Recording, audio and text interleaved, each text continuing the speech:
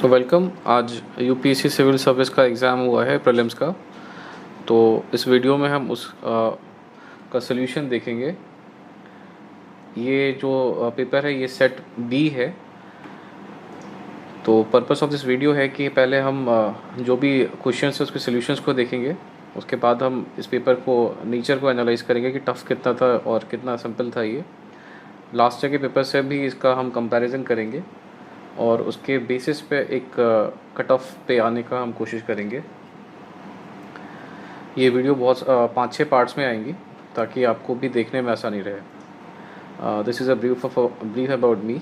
मैंने 6 बार UPSC prelims दिया है, जिसमें मैंने 5 बार क्लियर किया है और मैंने 3 बार मीन्स भी क्लियर किया है। तो ये पहला क्वेश्चन है सेट बी का। तो क्वेश्चन था, in which one of the following regions Dhanyakataka which flourished as a prominent Buddhist centre under the Mahasanghikas is located. तो it is a factual question, इसमें कुछ एक्सप्लेनेशन करने का ज़रूरत नहीं है। ये एंशिएंट इंडिया का क्वेश्चन है and the correct answer is Andhra.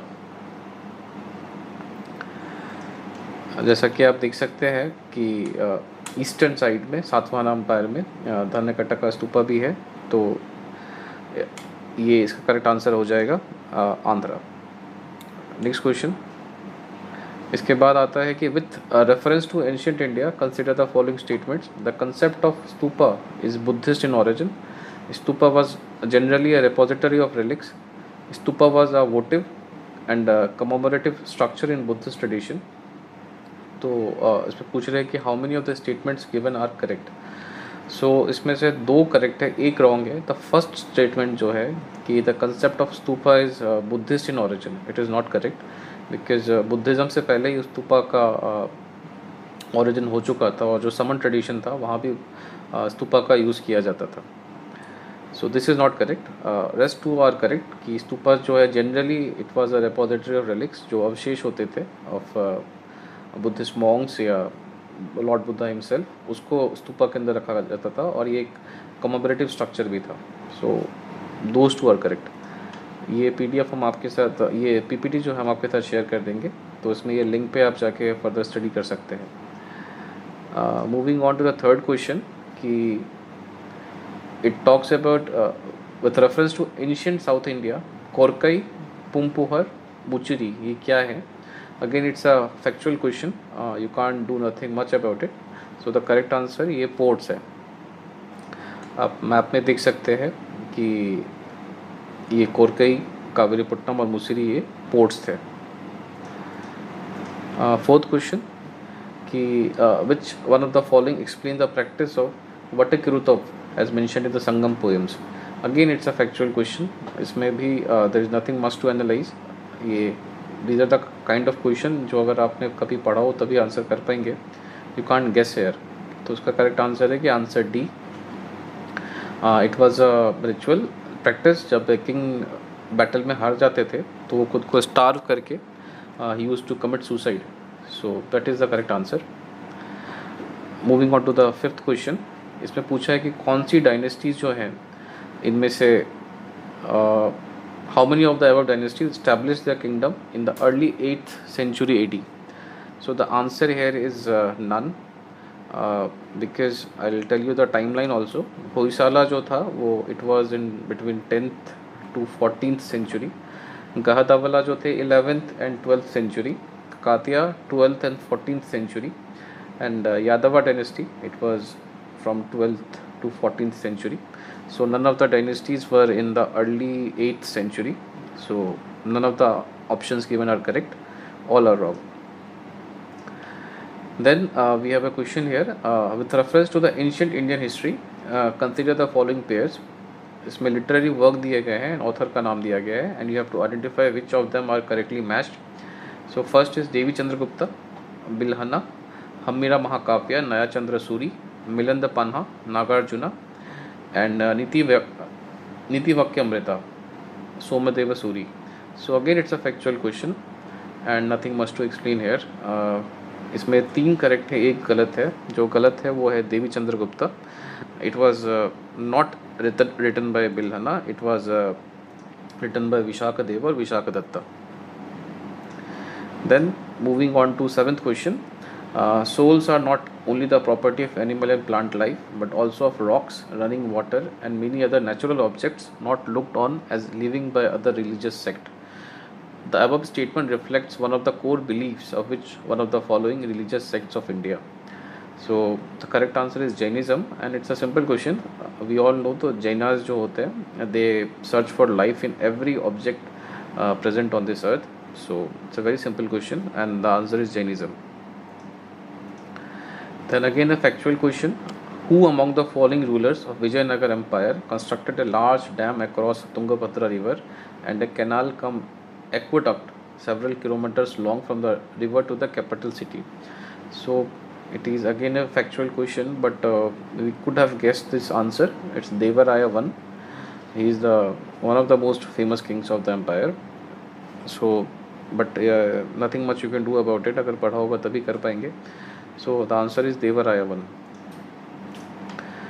Again a factual question. Who among the following rulers of medieval Gujarat surrendered Diu to Portuguese?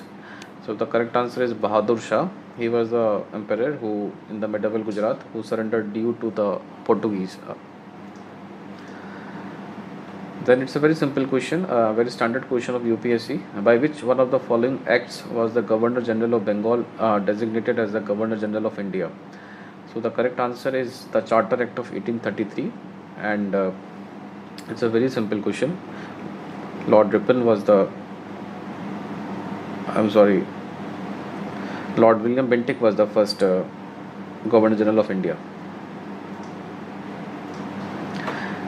Next question is, in essence, what does due process of law mean? Now it's a very subjective question, and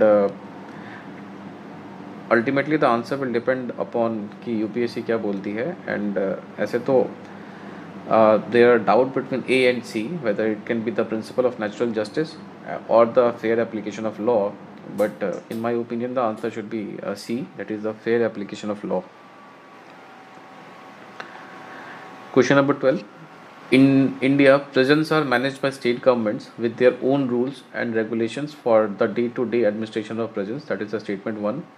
And statement 2 is, in India, the prisons are governed by the Prison Act 1894, which expressly kept the subject of prison in the control of provincial governments.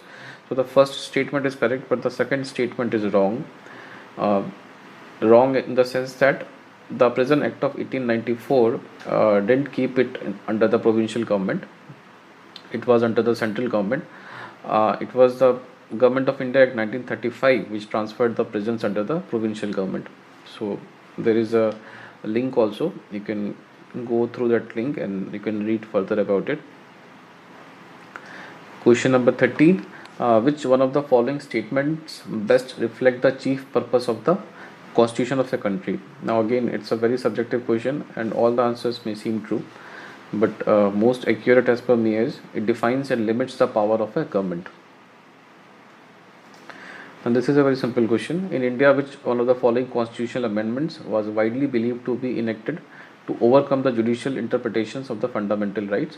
It's a simple question, and the answer is 42nd Amendment. It was enacted to, in a way, to curtail the power of judiciary and enhance the power of parliament. Again, a very simple question. Consider the following organizations, bodies in India, and you have to tell which of the above are constitutional bodies. So it's obvious, it's National Commission for Backward Classes. It is the only commission in the list which is constitutional. Rest all of them are either statutory bodies or non-statutory bodies.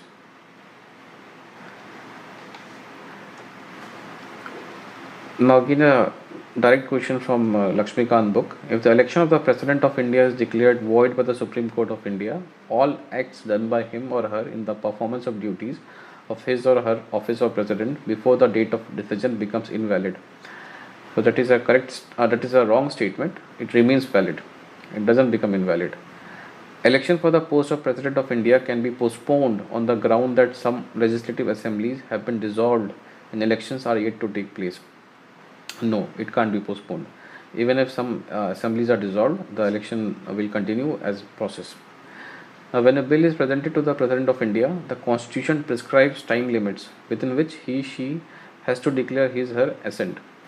No, it is a wrong statement. Constitution does not prescribe any time limit, and that's why we have a veto called pocket veto with the president. He can keep the bill with him for as many period as he desires, and even it has happened that the government has been dissolved, but the bill has not been passed by the president. That is called pocket veto. Now, question number 17. With reference to finance bill and money bill in the Indian Parliament, consider the following statement.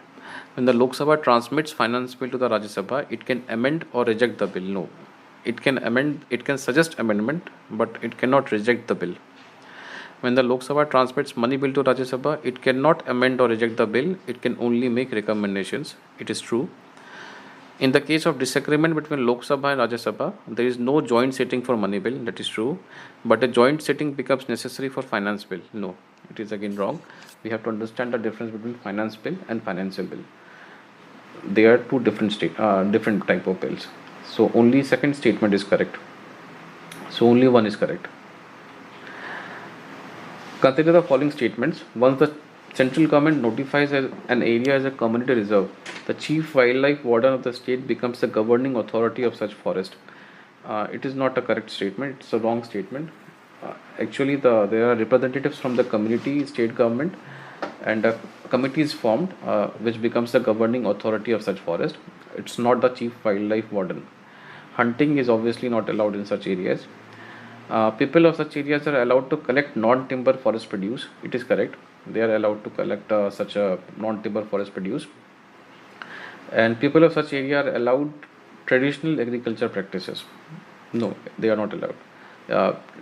Traditional is a very far off thing. They are not even allowed normal agriculture practices. Traditional includes practices like jhum cultivation and all. But so answer will be B, only 2.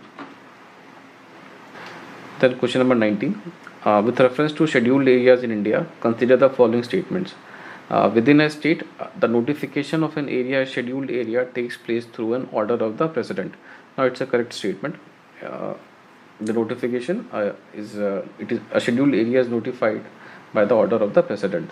The largest administrative unit forming the scheduled area is the district, and the lowest is the cluster of villages in the block. Now that is a wrong statement. Sorry, that is also a correct statement. That largest administrative unit forming the scheduled area is district, and the lowest is the cluster of villages in the block. Last statement, that is the chief minister of the concerned states are required to submit annual report to the Union Home Ministry on the administration of the scheduled areas in the state. Now that is a absolutely wrong statement. It is the governor of the state, not the chief minister, who is required to submit annual reports. It's again a simple question, and so only 2 statements are correct here. That is number 1 and number 2. Question number 20.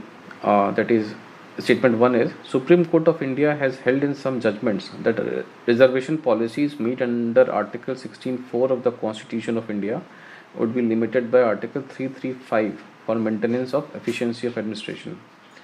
Now this is a correct statement, and the statement 2, Article 335 of the Constitution of India defines the term efficiency administration. Now this question can be guessed very easily, because it is very difficult to quantify the terms like efficiency of administration. So obviously the Constitution cannot define such term. So the statement 2 is wrong, and in the link you can also see the Supreme Court judgment where they have talked about Article 335, which should be considered while making reservation policies under Article 16(4).